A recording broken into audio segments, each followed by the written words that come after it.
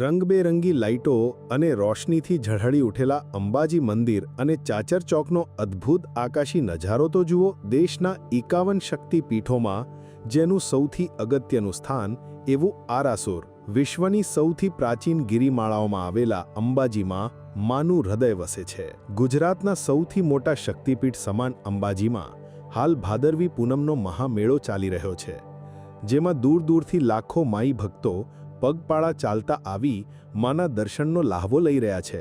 આમ તો માતાજીનું મૂળ સ્થાનક ગબ્બર છે, જેને આરાસુરનું શિખર કહેવાય છે. માન્યતા અનુસાર ભગવતી જગદંબાએ અહીં આરાસુરનો સંહાર કર્યો હતો. અહીં અખંડ ઘીનો દીવો આજે પણ સતત પ્રગટે છે. માના મંદિરનો વિસ્તાર ચાચર ચોકના નામે ઓળખાય છે.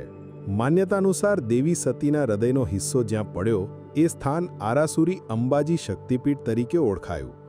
ભારતનું આ એકમાત્ર એવું સ્થળ છે જ્યાં શક્તિપીઠના પરિસરમાં જ વીસા યંત્રનો અભિષેક થતો હોય.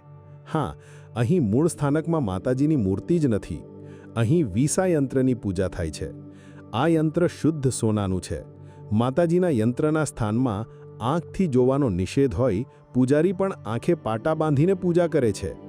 ગોખમાં એવી રીતે વસ્ત્રાલંકારો તથા આભૂષણોનો શણગાર કરાય છે કે દર્શન કરનારને માતાજી જાણે વાઘ ઉપર બેઠા હોય તેવો આભાસ થાય છે.